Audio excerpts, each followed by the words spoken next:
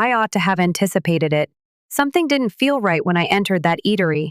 With a clipped but courteous tone, the maitre d' hardly gave me a look before shaking his head. "I'm sorry, ma'am, but there's no reservation under your name."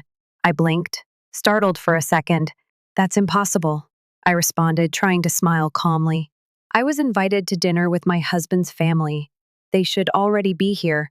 Before giving me a solid nod, the maitre d' double-checked the reservation list with his fingertips. "There's a reservation for 6 under Morgan Sinclair, but I'm afraid our chat was interrupted by a sharp, well-known voice." "Oh, Claire," the honeyed voice said, with a hint of laughter. "Did you really think I'd include you in tonight's dinner?" I pivoted. There she was, Sinclair Morgan, my mom-in-law. Her platinum blonde hair was perfectly curled as she stood a few steps away, wearing a pricey designer outfit. My husband, Adam, who was obviously uncomfortable but remained mute, sat rigidly at the table behind her, his eyes darting between us. At his side, Charlotte and Emma, his two sisters, hardly hiding their smirks, murmured to one another. My stomach began to sink. "I don't understand," I responded, maintaining a steady tone.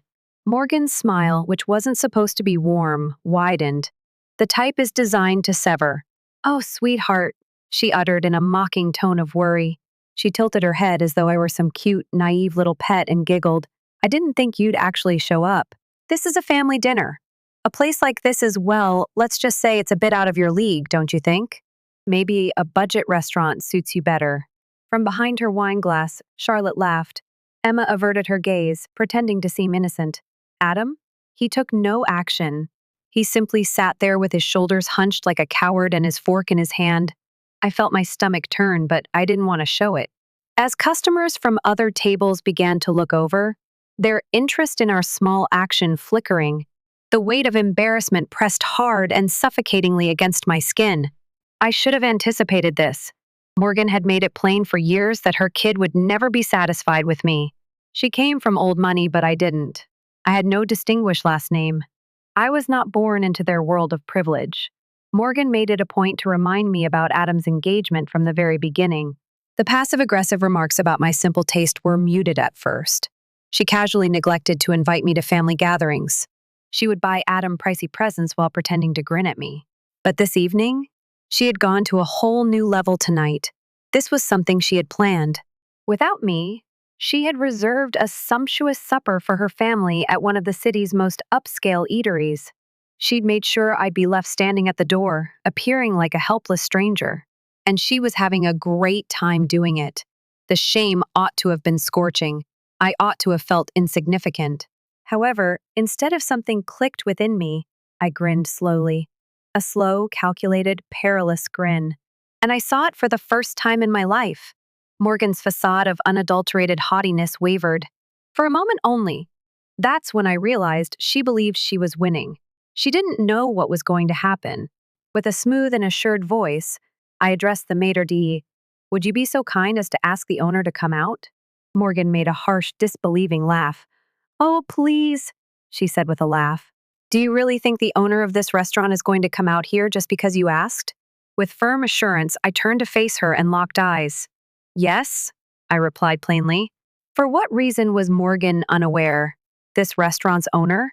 He was extremely familiar with me, and my beloved mother-in-law was going to receive a lesson she would never forget in a little while. The maitre d' paused, looking from Morgan to me, obviously not sure if he should comply with my request. However, before he could answer, a powerful, commanding voice broke the tenseness. "Claire." I turned in time to see Daniel Leon, the proprietor of this upscale eatery. Daniel was a man in his early 50s who epitomized sophisticated elegance with his tailored suit, salt and pepper hair, and a dominating presence that silenced entire rooms. Morgan's grin wavered. She noticed the way he gazed at me, and her eyes widened a little, not by dismissal, but with real affection. "Daniel," I said, grinning broadly, "it's been a while." He looked at Morgan, then at Adam and his sisters, and then back at me. "It has," and he concurred. There was a trace of humor and wonder in his voice. "What brings you here tonight?" I pointed to the opulent table where my in-laws were seated, their faces changing from laughter to something far more ambiguous. I remarked breezily. Apparently, I wasn't included in the reservation. A bit of an oversight, wouldn't you say? Daniel's eyes clouded a little as he realized the hidden meaning behind what I was saying. Then, as fast, his lips curled into a courteous smile. That won't do at all. Morgan crossed her arms and scoffed. She spit out, "Oh, please! Do you really think this restaurant can just find a seat for her? This is a private dining establishment. You don't just walk in and expect a table." Daniel's face was still unreadable. "You're absolutely right, Miss S. Sinclair," he responded with ease. "This restaurant does not accept last-minute walk-ins." I felt a twinge of disappointment for a moment. However, before I could reply, he turned in the direction of the maitre d'. "But Claire is not a walk-in." Afterward, he grinned. "She is family." The whole table went cold. The glass almost fell out of Charlotte's hands. Emma's mouth was slightly open in surprise as her gaze shifted between Daniel and me. "Adam, too?" He gripped his silverware tighter. Still, he remained silent. But Morgan wasn't one to give up quickly. She chuckled incredulously. "Family? Oh, this is rich. You must be mistaken. Claire is my son's wife, and I assure you she has no connections to actually." I leaned forward and interjected with ease. "Daniel and I go way back." And when it dawned on her, I noticed, for the first time in history, it was getting out of hand for Morgan Sinclair. Morgan's self-assured smile wavered, and her eyes narrowed as if she were attempting to rebalance the power that had just gone from her grasp. "Back?"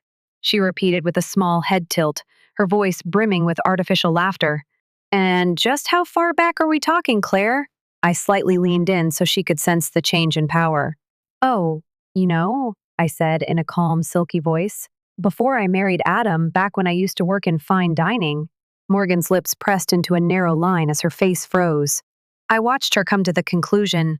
She was suddenly understanding that there was a whole aspect of my life that she had never bothered to inquire about. After portraying me for years as some uncultured, ignorant girl who had somehow gotten into their privileged family, Daniel gave a knowing smile. He stated, Claire wasn't just an employee, with unquestionable authority in his voice. She trained under me when she was fresh out of culinary school. I personally taught her everything she knows about hospitality and high-end service. After letting that sink in, he added, "She was one of the best students I ever had." The table fell silent. Emma and Charlotte looked at each other with wide eyes, as if they were witnessing a slow-motion car catastrophe. Adam's fork caused his knuckles to turn white. Morgan, too? Her expression clouded, her poise somewhat faltering. She had been treating me like an outsider for years, as if I didn't belong in her well-curated world of riches and influence. And now, she was starting to realize how little she actually knew about me. "Well," Morgan muttered at last, gritting his teeth. "That's interesting." I returned the smile. "Isn't it?" This was something she detested. She detested the fact that I was not collapsing, that I was not going to back down, that her little game had just gone horribly wrong. What's the best part? I wasn't finished yet. I looked at the maitre d', who was still clumsily standing by the stage, taking in the spectacle as if he had suddenly forgotten who he was supposed to be listening to. I tilted my head and said, "I assume Daniel's word is good enough to find me a seat?" The mayor straightened right away. "Of course, Miss Claire. I'll have the staff prepare a table right away." I had never seen Morgan's face grow so crimson in my life. The words, "This is ridiculous," she muttered to herself. Daniel laughed. "No, Miss S. Sinclair. This is simply how we treat family." When the maitre d' motioned for a server, he quickly came over and started arranging their table, placing himself directly beside Adam. I pretended to be shocked. "Oh," I thought as I observed the waiter meticulously setting a sophisticated silver plate in front of the seat I had just been given. "Looks like there's plenty of room after all." Morgan balled his fingers into fists and pressed them to the tablecloth. Checkmate. As if nothing had happened, I sat down and nonchalantly adjusted my napkin. A server came a moment later and placed a lovely amuse-bouche before me. He said, "A special treat from the chef," with a small bow. Morgan almost choked. Her voice was a bit too shrill as she snapped, "Something special?" Daniel grinned. "On the house, of course." I could taste the intensity of Morgan's anger. "What about across the table?" Adam continued to sit in silence, gazing at his wine glass as though he hoped it might engulf him. With practiced skill, I sliced through the dish with my fork. I then took my time and enjoyed the initial taste. The silence that ensued was as wonderfully tight as the flavors. Well, Morgan remarked at last, using a bit too much force to pick up her own wine glass. I suppose it's only natural that someone like you would know people in hospitality. I raised an eyebrow. Hospitality? Morgan pretended to be courteous as he waved a hand. You know, service industries. Waiting tables, kitchen work. Not exactly the kind of careers we're accustomed to in this family. Oh, it was there. Why had she planned this whole charade in the first place? It went beyond simply keeping me out of supper. In front of everyone, she wanted to remind me that, to her, I was still simply a woman who had risen from the bottom. Before answering, I took another glass of wine.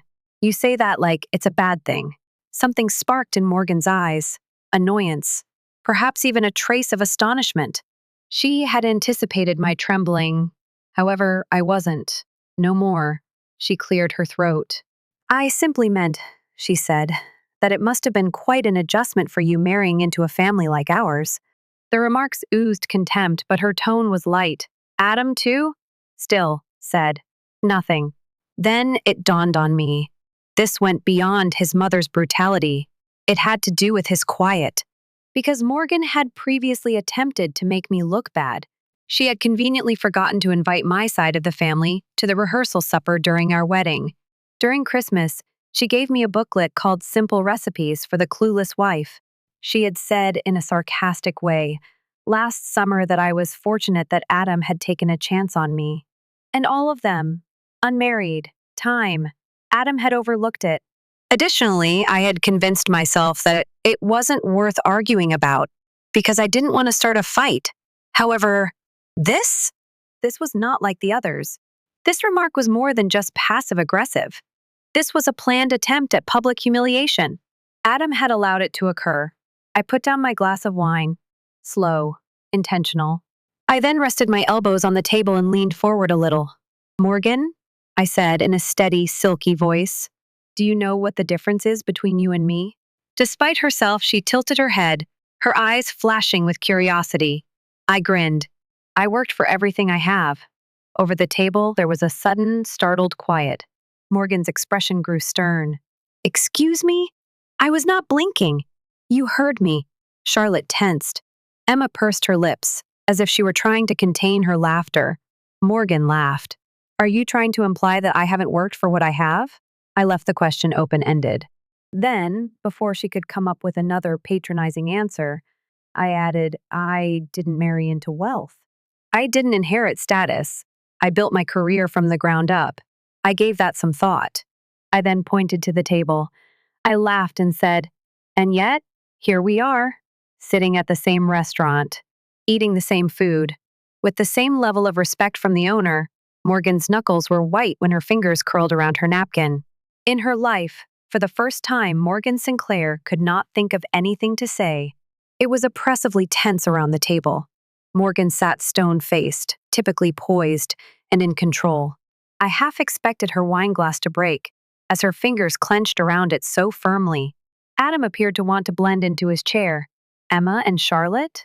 As if they weren't sure whether to intervene or let the situation play out naturally, they were holding their breath and glancing back and forth between their mother and me. And me? Never in my life had I felt more assured of my position, because Morgan was unsure of what to say for the first time.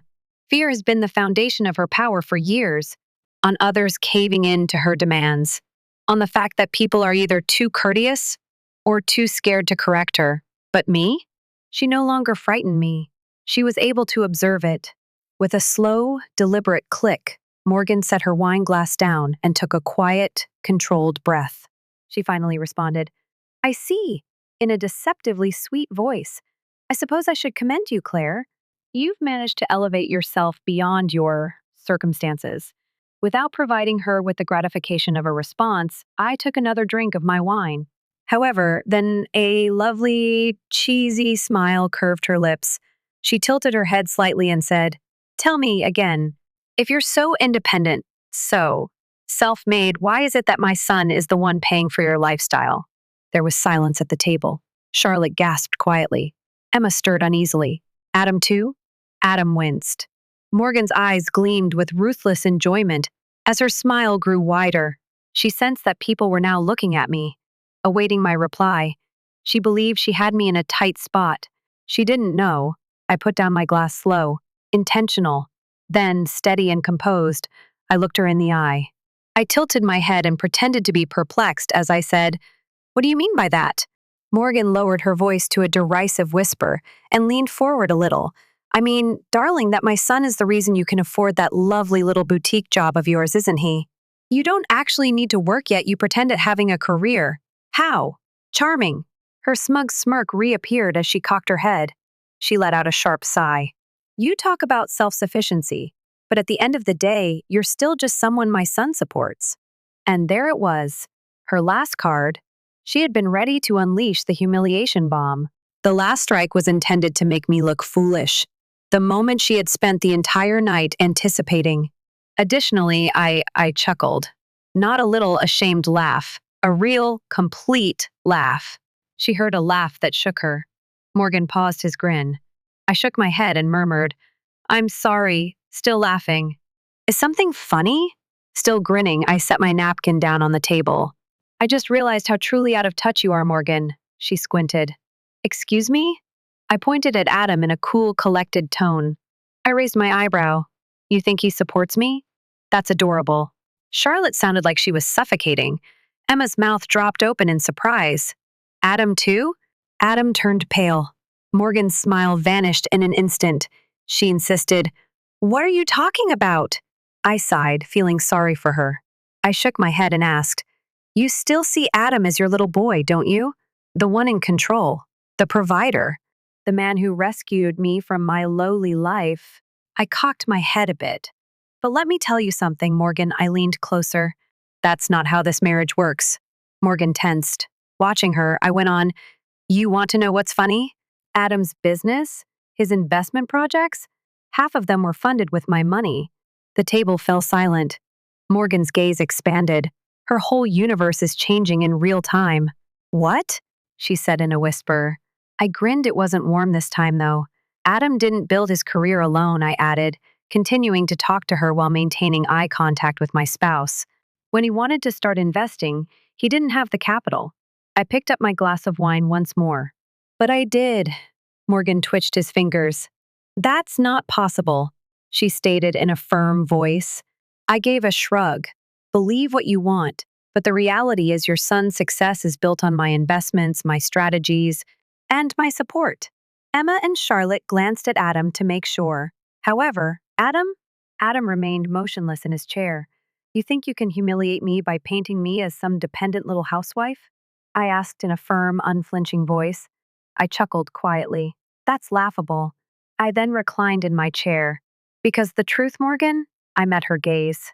"Adam needs me far more than I need him." Morgan's face became quite crimson. Her meticulously constructed story? Broken. Adam's voice was weak and hesitant when he finally opened his mouth. His voice croaked. "Claire." "Maybe we should." I extended a hand. "No, Adam," I spoke firmly. "You don't get to maybe we should me right now. Not after you sat here in silence while your mother tried to humiliate me." Morgan turned to face him now, and I saw it for the first time. She didn't think highly of him. She felt let down. Her ideal son, her golden boy, had just been shown to be weak. And all of a sudden, she no longer valued him as much. The balance of power had changed. Morgan Sinclair, too? She had lost her victory. I straightened my clothing and got to my feet. "I think I'm done here." Morgan's nose wrinkled. "You can't just." Daniel, who had been observing from a courteous distance, looked amused as I turned to face him. I smiled warmly and added, "Daniel, it was lovely seeing you. Thank you for the hospitality." Daniel gave a nod. "Always a pleasure, Claire." The first then turned to face Adam. "You coming?" Adam paused. And I knew right then. I was fully aware of his next move. Since Adam had never previously selected me, and this was not the time for him to begin. Morgan gave a victorious smile. "But me?" I returned the smile. For what reason was she unaware? My decision had already been made. She would soon come to regret ever believing she could correct me. Adam didn't come after me. I didn't think he would. I hardly noticed the cool night air brushing over my skin as I left the restaurant. I had a clear, bright mind. This meal had served as a long-needed reminder. Years of preparation had led to this moment of truth. And now, it was time to take action. With firm fingers, I took out my phone and composed a message. Me, we're on our way. Start the procedure as soon as possible tomorrow. The answer arrived in a matter of seconds. Lawyer, I get it. By noon, you will get the initial draft of the divorce settlement. I looked at the screen as I slowly breathed. Separation. I was not frightened by the word. The length of time I had disregarded the truth was what alarmed me. I had never had Adam on my side. That I had been alone in my own marriage for years. However, it is no longer the case. The last shove I needed had come tonight. Morgan, too? She was unaware of how completely I was going to upend the life she had spent so much time trying to manage. I had just enough time to do the tasks at hand because I got home before Adam. I started by going into Adam's home office, which was where he kept his investments. I then unlocked the safe. The passcode? It had never been altered by him. An error. All the financial documentation was inside. Bank records, portfolios of investments, contracts for business, and the one that caught my attention the most, the agreement that linked my original investment to Adam's most profitable venture. I picked it up and looked over the well-known legalese. This paper demonstrated that I was the main source of funding for his whole business. Morgan had always thought her son was the family's best businessman, but without me, he was nothing. I quickly snapped a picture of the contract and put it back in its original location. It was not necessary to take it. I already had all I needed, so why not? I then proceeded to the bedroom. I took a suitcase out and started packing, not out of rage, not in a hurry, but in crystal clear terms. This was hardly a sentimental choice. This was a planned deviation. By the time Adam entered the house, I was waiting on the couch with my luggage by my side. As though he wasn't sure if he had arrived at the correct residence, he stopped in the doorway and stared at me. Claire? I cocked my head. Took you long enough. His breath caught as his gaze flitted to the baggage. What are you doing? Calm and composed. I got to my feet. Adam's mouth opened a little, but he remained silent. I said, You made your choice, Adam, with ease. Back there at the restaurant when your mother humiliated me again, and you just sat there. His mouth tightened. I was trying to keep the peace. I chuckled. Peace, Adam? I moved in closer, seeing him squirm a little in my eyes. Your mother planned that entire dinner to embarrass me. She booked a table and left me off the reservation on purpose. She insulted me. She tried to make me feel like I didn't belong. I took a quick breath, and you let her, just like you always do. Flustered, he stroked the back of his neck. It's complicated, Claire. You know how she is. I breathed out slowly. No, Adam. It's simple. You're weak. Offended, he snapped his gaze to me. However, it was the reality. You've spent our entire marriage letting your mother dictate how you treat me. I gave a head shake. I was patient, Adam. I gave you so many chances. Sighing, the first said, but tonight, in a tone that had become almost soft, tonight I finally saw you for what you are. Adam took a deep breath. Claire, let's just talk about this. That's the problem, Adam. There's nothing left to talk about. I brushed past him and scooped up my suitcase. Then, as soon as I got to the door, I'll fight you on this.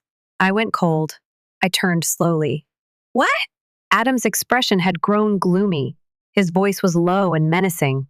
If you think you're walking away from this marriage with half of everything, you're mistaken. I looked at him for a while, then I grinned. Oh, Adam, I spoke quietly. You really should read your own contracts more carefully. His face twitched with confusion. What? I interrupted him. You wouldn't even have half of what you own if it weren't for me. I took a step forward, my voice low and deadly. You used my money to build your investments. And guess what? I waited. I have all the paperwork to prove it. The color faded from his face. I cocked my head to observe the workings of his mind. Panic crept in slowly. I grinned once more. I let you borrow my money, Adam. I let you build something with it. I grabbed the handle and approached the door. I turned back to him and said, But now, I want it back. Adam took a step back and stumbled.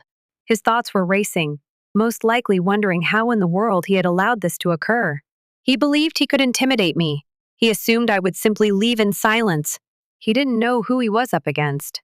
Adam remained motionless in the doorway, his jaw clenched and his face white.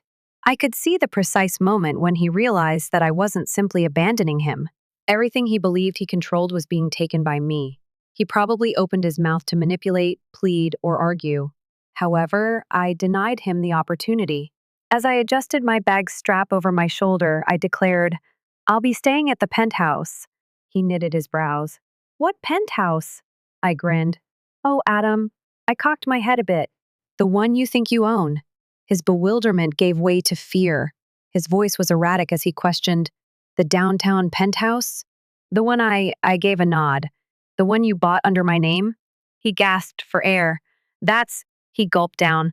"That's not possible." I took out an envelope, which I threw on the counter. "Read it." After hesitating, he opened it and glanced at the legal document within. His hands trembled. "This says, you own 51% of my investment firm." I gave a nod. "Correct." His breath became labored. "That's impossible." I gave a shrug. "Not really." Grinning, I walked out the door. "Goodbye, Adam." And with that, after leaving the house for the final time, I sat in the penthouse with a glass of champagne in my hand, and my legs crossed a month later. With a delighted look, my lawyer across from me slid the completed divorce papers in my direction. "It's official," she acknowledged. "You're free." I slowly released my breath while stroking the heavy paper with my fingers. Free. The last several weeks had flown by. The court case? Brief and harsh. Of course, Adam had tried to fight. Threatening to sue me, he had barged into meetings and demanded a better deal. However, as soon as my attorneys presented the records demonstrating that I was, in fact, the firm's primary shareholder, his haughtiness fell apart. Morgan, too? Morgan had attempted to step in, I see. Angry, she had called me and dubbed me a gold-digging snake. I had just replied, "If you had raised him better, this wouldn't have happened." I blocked her number after that. Because of Morgan Sinclair? Was not a problem for me anymore. Savoring the moment, I raised the champagne glass to my lips. Then, as though the cosmos wanted to give me one final giggle, it buzzed on my phone. Adam. I lifted my eyebrows slightly as I gazed at the screen. I received his message and gently unlocked the phone. "Adam, shall we speak?" I grinned. I put my champagne down and typed back, "Me, what is it about?" A pause. "Then, Adam, I simply don't know how to proceed." I shook my head and let out a breath. Really, it was depressing. I had been waiting for Adam to come through for me for years. To be the man I believed I was married to challenge his mother, to defend me in the same manner that I had protected him.